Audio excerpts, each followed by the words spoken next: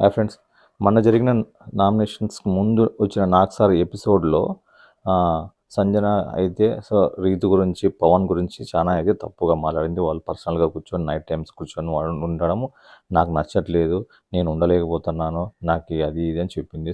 Housemates అందరిని అడిగినప్పుడు అందరూ కంఫర్ట్‌గా ఉన్నారు. నాకు ఒక్కటి కంఫర్ట్ లేదని చెప్పింది. వాళ్ళందరూ కంఫర్ట్ ఉండడం ఏందో, ఈమెకు ఒక్కటే సెపరేట్‌గా కంఫర్ట్ లేకపోవడం ఏందో ఎవరికీ అర్థం కాలేదు.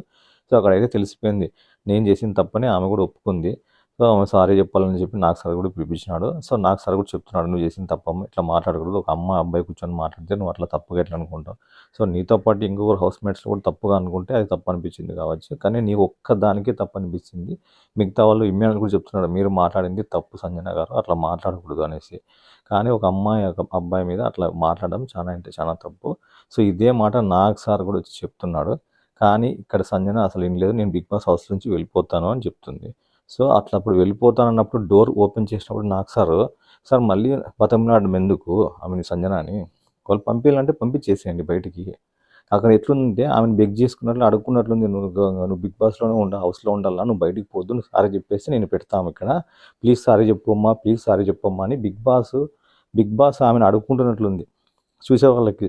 అందరికి ఎట్లా అనిపించింది? ఆ రివ్యూస్‌లో చూసే వాళ్ళ యూట్యూబ్ రివ్యూస్‌లో చాలామంది కూడా అదే చెప్పినారు. నాకు సార్ అసలు బిగ్ బాస్ ఏంది అసలుకి, కంటెస్టెంట్‌ని నువ్వు సారీ చెప్పు, నేను బిగ్ బాస్ హౌస్‌లో చేస్తాము అనేసి అడుక్కోవడం ఏందో నాకు అర్థం కాలేదు. బిగ్ బాస్ కమాండ్ చేసే పొజిషన్‌లో ఉండాలి బిగ్ బాస్. డోర్ తెరిచేసినామా, నువ్వు చేసిన తప్పుకి ఫస్ట్ ఇక్కడ నుంచి వెళ్ళిపో అని చెప్పేసి వెళ్ళిపోవాలా. నువ్వు కాకుండా ఇంకోటి వస్తాడు హౌస్‌లోకి. ఇంకా 2 వారాలు 3 వారాలు ఉంది.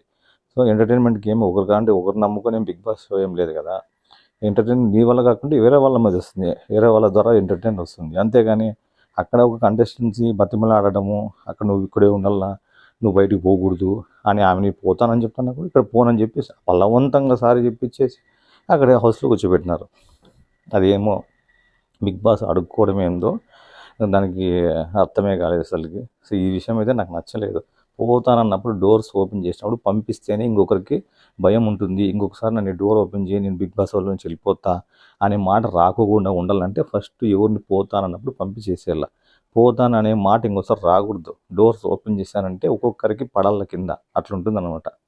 ఈ విషయంలో అయితే నాకు సారీ చెప్పించడము, ఆమెను బతిమలాడడము, ఆమెను అడుక్కోవడం నాకు నచ్చలేదు బ్రో. బాయ్.